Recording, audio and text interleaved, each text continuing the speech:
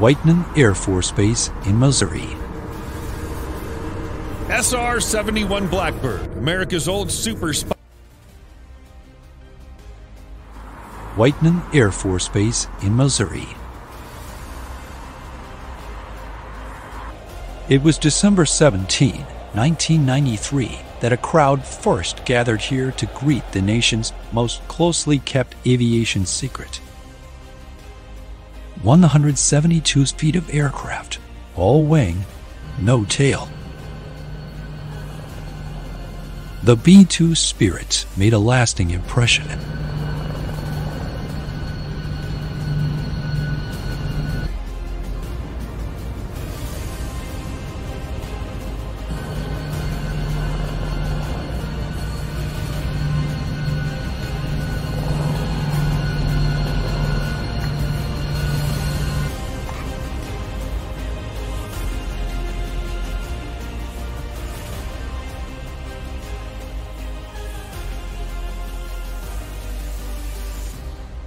Nearly 100 years earlier, men had dreamt that the flying wing was the future of flight and the future of war.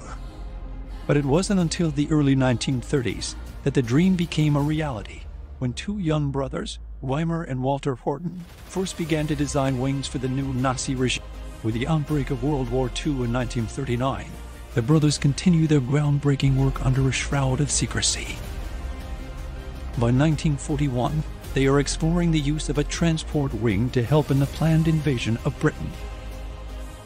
May 1945, Nazi Germany is smashed into submission, and with it are its hopes and dreams of building a flying wing aircraft. At the same time, another German, Alexander Lippisch, is working on his own wing design, when in late 1941, his Me-163 Comet crosses the 600-mile-per-hour barrier for the first time. The potential of rocket power combined with a flying wing design could change aviation history. But while post-war America continues to build conventional aircraft such as the B-29, one man pursues his vision. In 1946, Jack Northrop tests his massive 400-mile-per-hour XB-35 flying wing. Powered by 4 turboprop engines, this aircraft is seen by some as the bomber of the future. Powered by 8 Allison jet engines, this 172-foot wingspan Goliath is capable of flying at over 500 miles per hour at a ceiling of 40,000 feet. Jack Northrop has taken the American wing off the design boards and into the air. Jack Northrop's vision for his flying wing is not just as a bomber. He also sees it as a passenger aircraft. Because the wing could carry far greater loads than conventional aircraft, his airliner would be capable of carrying 80 passengers with an observation lounge and an ability to fly coast to coast in 4 hours. But the YB-49's days are numbered. Although years ahead of its time, it is incredibly difficult to fly, and without computers to help control it, the U.S. Air Force feels that as a bomber, it is too unstable and dangerous. In late 1949, and in an unprecedented decision, the government orders that all Northrop YB-49s are to be destroyed. The flying wing looks destined to be dumped into the circular file of history.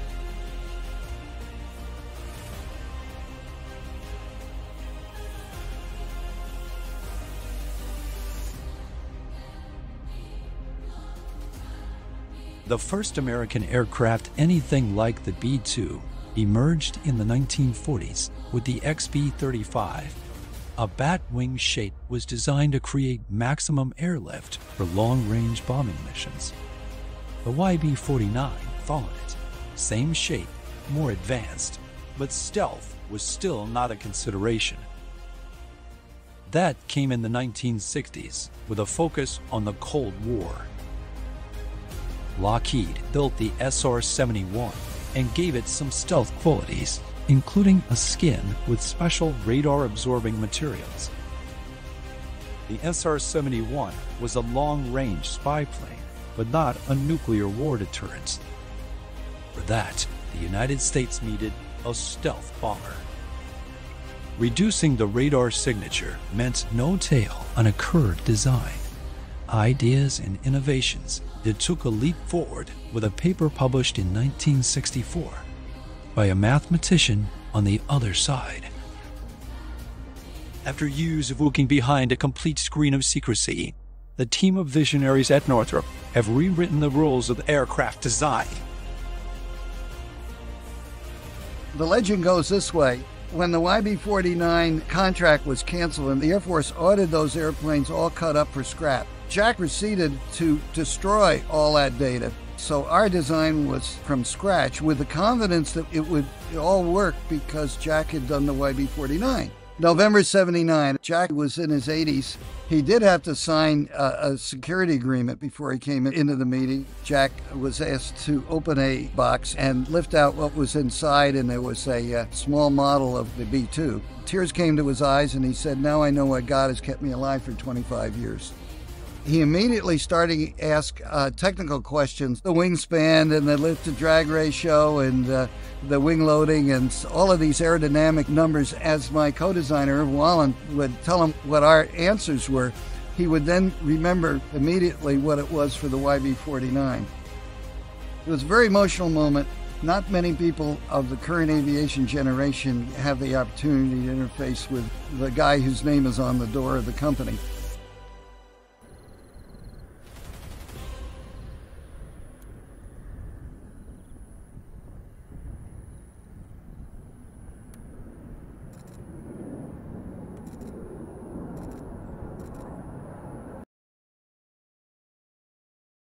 Biplane is still the world's fastest jet.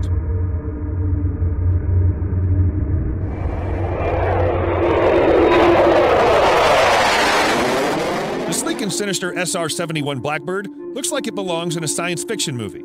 Though in fact the jet black spy plane proved far more successful at outrunning enemy missiles than any of the spaceships depicted in Star Wars. Though retired in the 1990s in favor of spy satellites and recon drones, it doesn't look like any modern designs are likely to challenge the Blackbird's record as the fastest manned aircraft ever. Stealthy speedster. As Cold War tensions heightened during the 1950s, the Central Intelligence Agency, CIA, began flying the U-2 spy plane to keep tabs on the Soviet Union's fast-expanding nuclear weapons capabilities. Ungainly and relatively slow-moving, the U-2 relied upon its ability to fly at extremely high altitudes to avoid enemy fighters and early surface-to-air missiles. The intelligence provided by U-2s in 1962 uncovered the Soviet nuclear missiles deployed to Cuba, leading to the dramatic events of the Cuban Missile Crisis. But the U-2s also provoked diplomatic incidents because they simply couldn't fly high enough to avoid Russian SA-2 surface-to-air missiles. A U-2 was shot down in 1960 and its pilot Gary Powers captured, triggering an embarrassing diplomatic row. Another U-2 was shot down during the Cuban Missile Crisis, killing the pilot and escalating tensions between Moscow and Washington at a critical moment. 5 Taiwanese U-2s were shot down over China.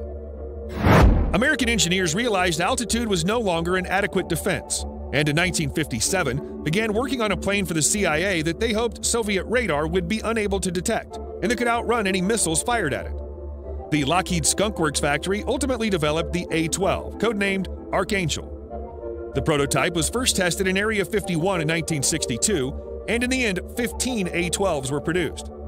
CIA Lockheed A-12s flew a total of 29 spy missions over North Korea and Vietnam through 1968 in Operation Black Shield, losing 6 aircraft to accidents. Intelligence gathered by A-12 helped the CIA to map out North Vietnamese air defenses and locate the USS Pueblo after it was hijacked by North Korea.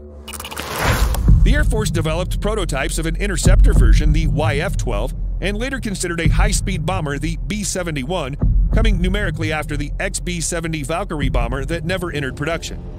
There was even a bizarre M-21 drone carrier that launched a D-21 spy drone off its back.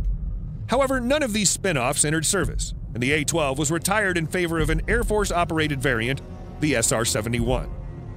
The Blackbird could sustain speeds above Mach 3, with a so far unbroken manned flight record of Mach 3.3 or 3.5. 3.3 is confirmed, while Mach 3.5 is claimed by pilot Brian Scholl to have been achieved while outrunning a missile over Libya in 1986. That speed is actually even more impressive than it seems, because while later Soviet MiG-25 and MiG-31 fighters could attain Mach 3, they could only do so for brief periods on afterburners. the aerial equivalent of an energy-burning sprint. The SR-71 could sustain Mach 3 flight for 90 minutes, at which points it required in-flight refueling. A Blackbird once set the record for flying from New York to London in 1 hour and 54 minutes. In effect, by the time it took a SAM missile system to lock onto an SR-71 traveling at Mach 3 and launch a missile, the Blackbird was already moving beyond the effective range of the missile. But Lockheed wasn't just counting on speed to evade enemy missiles. The Blackbird was the first operational airplane intentionally designed with a reduced radar cross-section to minimize the chance of detection. The Blackbird's chines, the knife-like tapered edges of the fuselage, were even coated with early radar-absorbent iron ferrite paint to help lower radar detection ranges. The chines were also found to provide additional lift and greater aerodynamic stability. However, the Blackbird wasn't a stealth plane by modern standards. It had a cross-section of 10 square meters, which Soviet radar technology soon proved capable of detecting anyway. Adding to the problem was the enormous heat exhaust plumes the SR-71's engines generated, which disrupted the air particles behind it in a manner visible to radar. Fortunately, the Blackbird also mounted a radar jammer and other electronic countermeasures for confusing enemy missiles. To cap it all off, it was capable of sustained flight at 85,000 feet, another unbroken record, and employed an astro-inertial navigation system that used the stars overhead to calculate the plane's position. An impressive record. The first operational SR-71 unit was activated in 1968, based at Kadena Air Base in Okinawa, Japan. The locals nicknamed the recon birds Habu, pit vipers, a nickname which stuck among Blackbird pilots. They went on to fly numerous reconnaissance missions over Vietnam, and while the plane performed well, it seems those who would want to take the plane down as the ultimate trophy were catching up. American pilots soon discovered that the Blackbird's reduced radar cross-section wasn't an effective defense by itself. Russian-made radars were powerful enough to track the Habu and launch missiles. However, they learned the SR-71's speed did not work as a defense. Around 800 missiles were fired at Blackbirds over Vietnam alone, but not a single one was lost to enemy fire, although one CIA A-12 did take a piece of shrapnel from an SA-2 missile that exploded 100 meters away. Blackbirds went on to fly over 3,551 reconnaissance missions over the next 30 years, flying over the Middle East, North Africa, Europe, and Asia. 11 SR-71s were lost in accidents, though all but one pilot survived. Not one was lost to hostile fire. Blackbird pilot Colonel James Shelton Jr. recounted how his plane flew an epic 11.5-hour mission to photograph Israeli army positions near the end of the Yom Kippur War. Along the way, he overflew Egyptian airspace and was tracked by multiple radar sites and interceptors, but none of them could keep up. The photos he took later established that Israeli troops were further in Egyptian territory than they had admitted, leading the U.S. to successfully pressure Israel into withdrawing its forces. Blackbirds also flew recon missions off the Russian coast, though not over Russia itself, evading all of the Mach 3 MiG-25 fighters sent after them.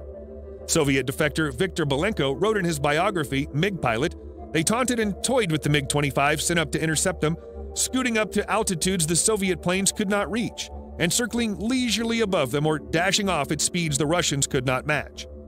Yet the Blackbird had shortcomings. It was expensive to operate, costing more than $100,000 per hour flown according to one estimate.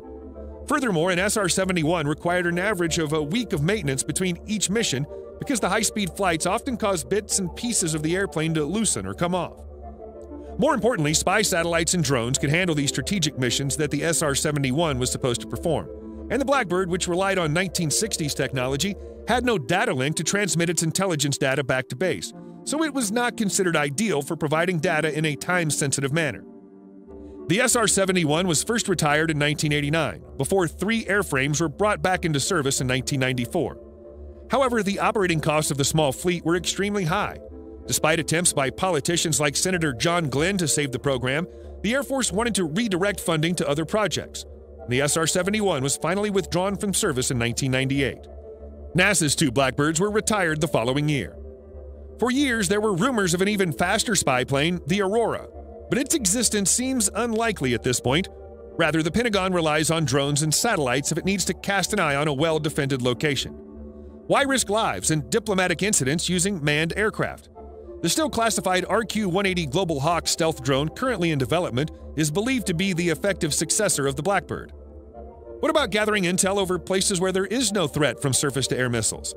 Then the Air Force can call upon the venerable 1950s-era U-2, which in heavily upgraded form is now flying photo reconnaissance missions over Iraq, having outlasted its successor by 2 decades and counting. Nonetheless, it looks like the Blackbird will remain the queen of speed for some time to come.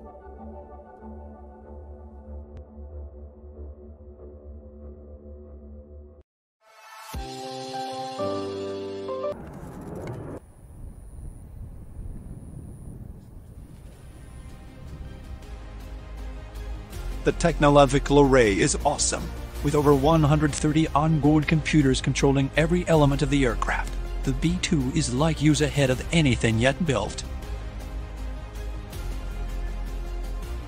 A variety of techniques are combined to make this aircraft almost invisible to radar. Its smooth surface and shape consists of all curves, yet they are not consistently identical. The aircraft appears to continually change shape from whatever angle it is viewed, thereby confusing the radar, and whatever beams are locked onto it are either reflected into outer space or are reduced and dissipated into nothing.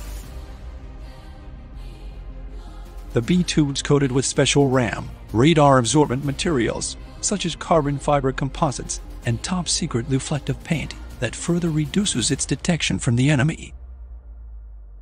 Finally, its electronic countermeasures such as jamming an enemy's radar make this aircraft almost undetectable. In fact, the B-2's radar cross-section is 1,000 times less than that of the V-52. Weapons giant the Northrop Corporation combined the stealth design with radar-absorbing paint and materials. The stealth code was cracked. They could make a plane invisible to radar. They couldn't hide the price tag. $2.13 billion per plane. At the time, the same cost as 13 747 passenger jets. Why so much? Just over $1 billion per plane for materials and manufacture, making the B-2 literally worth its weight in gold. Then, Northrop also had to set up a special top-secret plant to build the planes, and before that, they spent $20 billion on research and development. That cost was to be spread up over the initial order of 132 aircraft, but only 21 were ever built.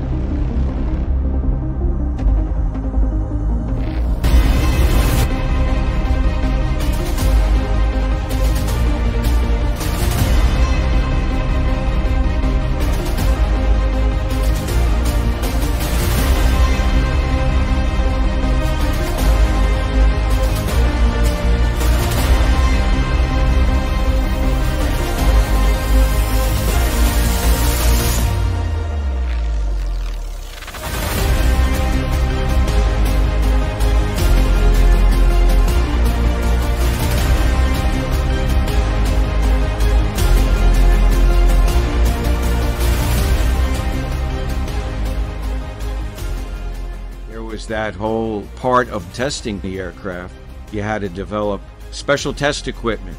We didn't really have test equipment and diagnostics for all observables.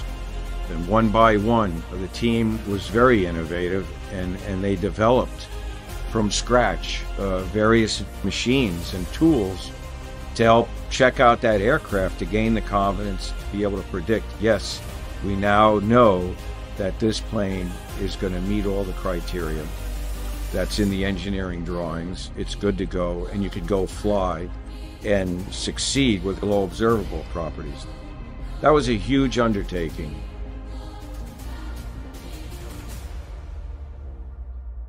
"20 B-2s remain.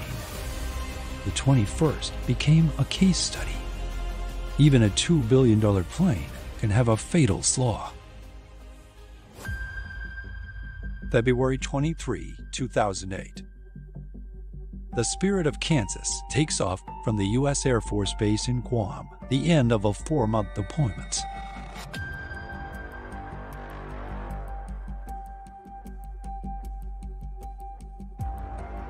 The jet pitches up, then stalls.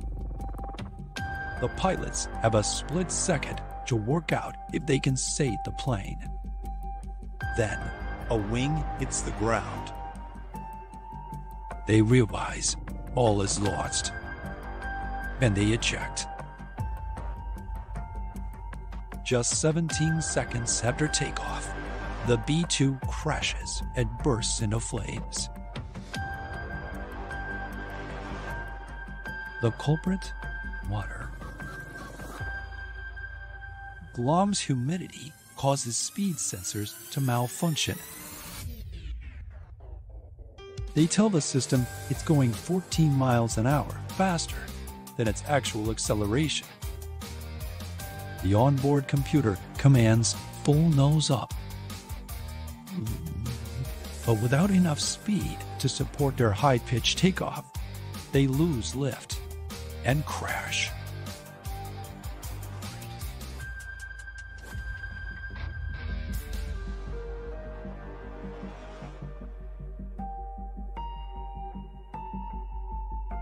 Other B-2 pilots find great comfort in the safe ejection of their colleagues. Would it work in combat? Some wondered if the B-2 would ever be tested. After first delivery to Whiteman, the B-2s sat at the ready for 6 long years. With the Cold War over, they languished. Then, the stealth bomber finally got its chance. Not in Russia or the Middle East, but in Yugoslavia. We act to protect thousands of innocent people in Kosovo from a mounting military offensive. We act to prevent a wider war, to defuse a powder keg at the heart of Europe that has exploded twice before in this century with catastrophic results. And we act to stand united with our allies for peace. By acting now, we are upholding our values, protecting our interests, and advancing the cause of peace. Serbian security forces execute 45 Kosovo Albanians. Serbian leader Slobodan Milosevic amasses his forces on the Kosovo border. We must act to save thousands of innocent men, women, and children from humanitarian catastrophe, from death, barbarism, and ethnic cleansing by a brutal dictatorship, and to save the stability of the Balkan region. President Clinton calls on Whiteman's B-2 commanders. After a decade of nothing but practice runs, the stealth bombers finally had the chance to show what they can do. On a cold spring morning on March 24, 1999, in the skies over Yugoslavia, 2 B-2 stealth bombers are about to penetrate enemy airspace for the first time. In the cockpits, the 2-man crew was entering its 14th hour of continuous flying. Having refueled over the Mediterranean Sea, they move into stealth mode as the sleek shapes of the B-2s vanish into the night sky.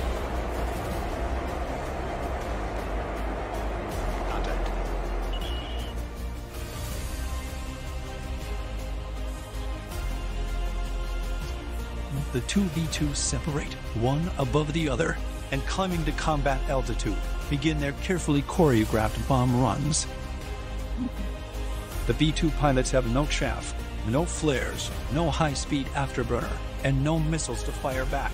They only have one thing to protect them: their stealth. The 2 B-2s enter stealth mode. Pilots also switch off all unnecessary lights on the flight deck and climb to an altitude that reduces their contrails.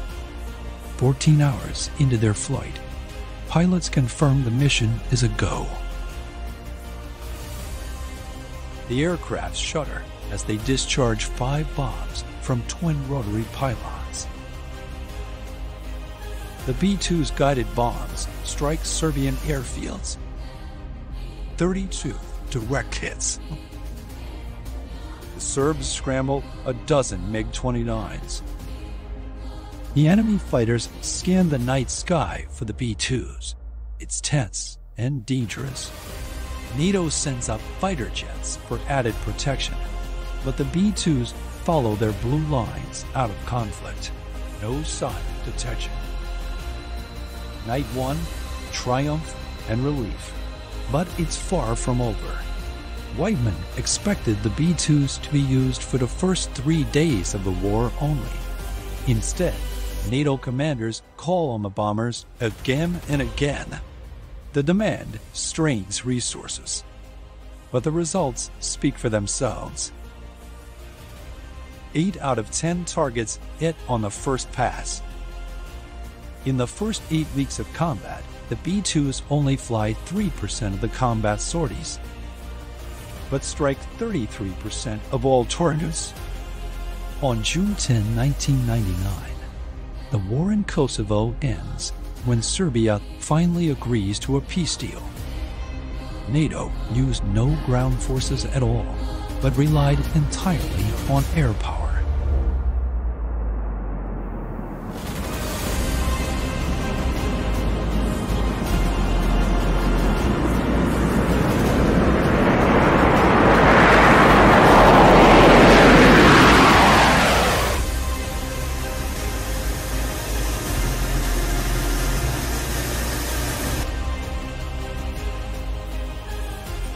Well, I didn't know I was going to fly for a career. It just kind of happened for me. So back in my neighborhood, we were on the final approach path into Offutt Air Force Base. So we would ride our bikes up to the old Omaha airport. Up there were 3 B-25s. And on Saturday mornings, we'd go up there and play bomber crew. And you wonder what it's like. Started college, I went into ROTC, ended up going down a navigator path, and next thing you know, I'm graduating, and eventually I had enough hours. I get a call one day, and it's from my commander, and he says, you're going to Euro-NATO joint jet pilot training. That's when the first rumors were out there that the B-2 would be coming out, and what the crew makeup might be, and this and that. But then as Kosovo became more the attention of the world, and was selected to be among the first few.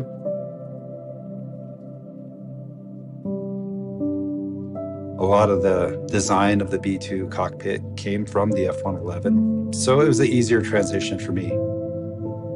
It was clearly a lot heavier than other aircraft I've flown, so I could feel the weight of it getting airborne for the first time. You're not maneuverable. If they pick you up on radar, there's nothing you can do. First time ever that those would be used in combat, so it's all about survivability. That night, my commander, and he stands up and says, "You're executed. You're going into combat." So we're both packed in our seats. We've got our helmets on, visors down, our mask is up, and outside is just jet black. I could see every star. I felt every emotion at once. Continued eastbound, press in on our plan. Our time to go begins driving down, 60 seconds, 30, 20, and then 5 seconds, the bay doors come open. I could feel it in the seat of my pants, and then 3, 2, 1, the first weapon releases, the second weapon releases, and then pretty soon that very quiet night, an image, it changed in a heartbeat. All that while, those seconds seem like minutes, and you're like, oh, we're giving them angles. If they didn't know we were there before, they'd certainly be looking for us now.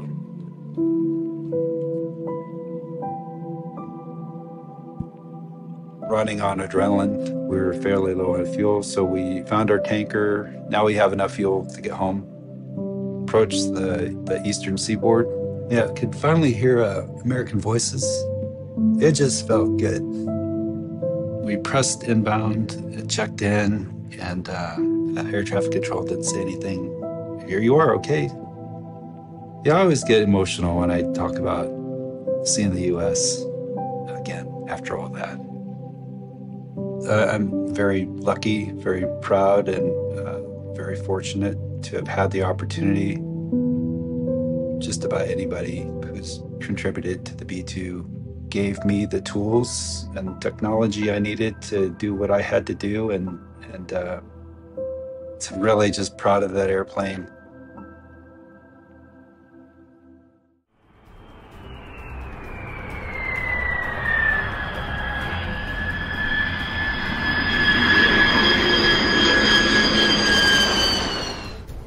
So I was at the space shuttle program, maybe 10 years at the time. Northrop had bought the Ford plant in Pico Rivera to do work. And at the time, nobody knew what it is we were doing.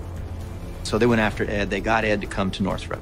And as soon as he got there and saw what was going on, he said, "Chris, you need to come over." And I said, "You're asking me to go into the unknown." And he says, "You won't regret it. You won't regret it." So I quit my job and I signed on at Northrop. I went, there was a wooden mock-up of the B-2 bomber. I saw her and I thought, oh my God.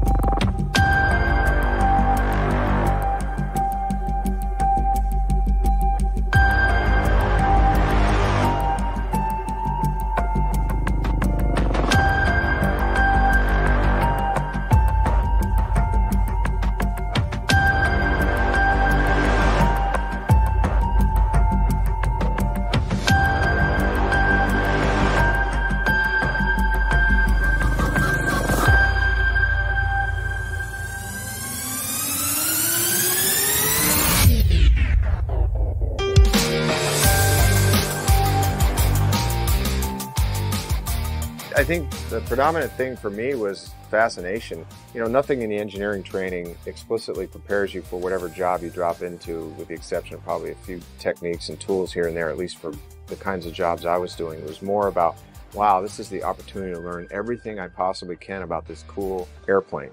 I mean, it was like a kid in Candyland. You go to these design reviews, and for me, it was more interesting to see how the system worked, how the different systems talk to each other, why we did certain things about designing those features into those subsystems, what were the consequences of failure. You know, we analyzed failure modes and effects. So, I mean, I was fascinated and thought all that stuff was cool, and, you know, shot out of bed every morning to go do it. That's pretty much been the trend for 33 years.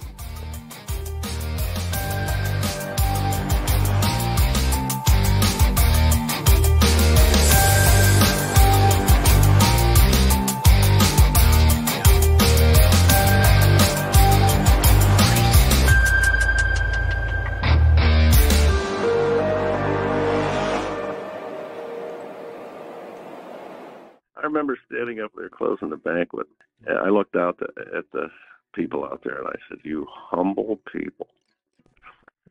And they really were. None of us ever wanted a lot of credit. We were pleased to do what we did. I think things like stealth and B-2s just makes a great statement about the capability of this country to do something that it wants to. You stand back and look at some of the things these people have achieved. It's pretty impressive, and continues to this day. Gaze back out. All right, so here on to the bottom. Copy that, sir. You're offload complete. Disconnecting now. Disconnect.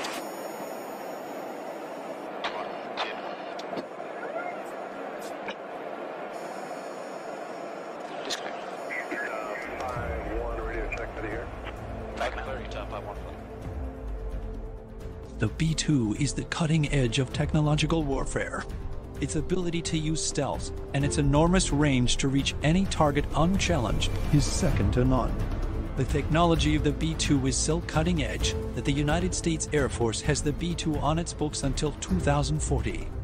It's a stamp of confidence that this 21st century warrior will be more than capable to deliver weapons of the future against enemies not yet known.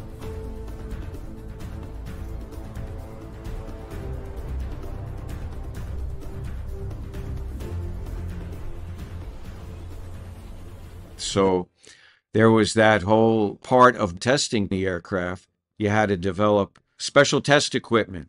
We didn't really have test equipment and diagnostics for low observables. And one by one, the team was very innovative, and they developed from scratch various machines and tools to help check out that aircraft, to gain the confidence to be able to predict, yes, we now know that this plane is going to meet all the criteria that's in the engineering drawings. It's good to go, and you can go fly and succeed with low observable properties. That was a huge undertaking.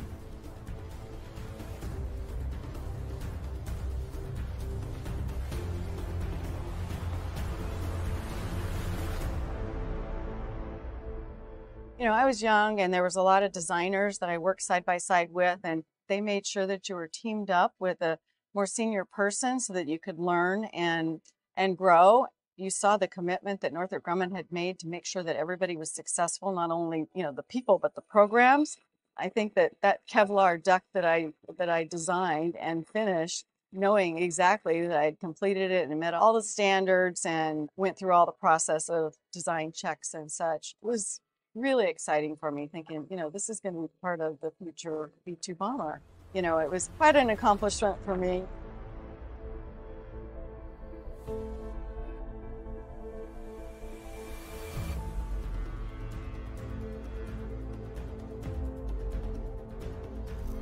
The B-2 is a stealth aircraft capable of carrying the 15-ton Massive Ordnance Penetrator, or MOP.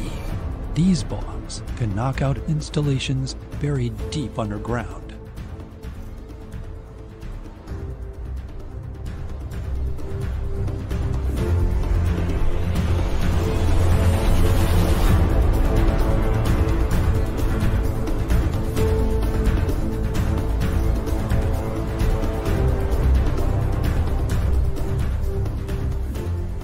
I mean, to me, it projects and communicates freedom. I mean, it really does. This aerodynamic flying wing bomber that you never would think would fly. Every time I see it fly over the Rose Bowl, I see it fly out of Palmdale or Edwards or out of Whiteman Air Force Base. It just projects freedom for this nation, but also that of our allies. Just knowing the capabilities of that weapon system. And yes, never wanting to necessarily use it, but when we do have to use those capabilities, knowing that it's going to work right every time, protect our allies, protect our men and women in the Department of Defense. That's what I think about when I see B-2.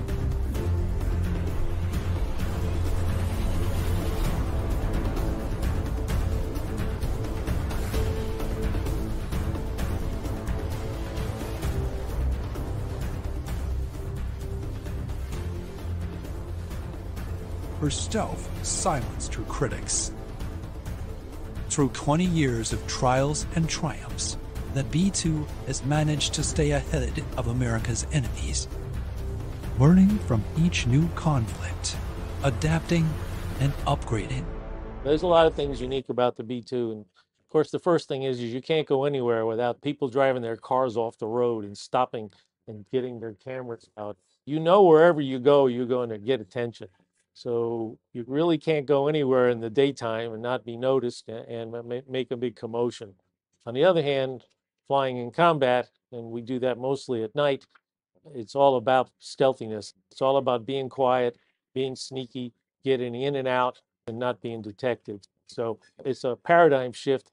My motivation was not only to help deliver an airplane that was lethal and stealthy and did all the wonderful things it was designed to do, but also bring the command into a whole new mindset of warfare, taking us from old dumb bomb mindset into this idea of precision and stealthiness as our new way of doing business.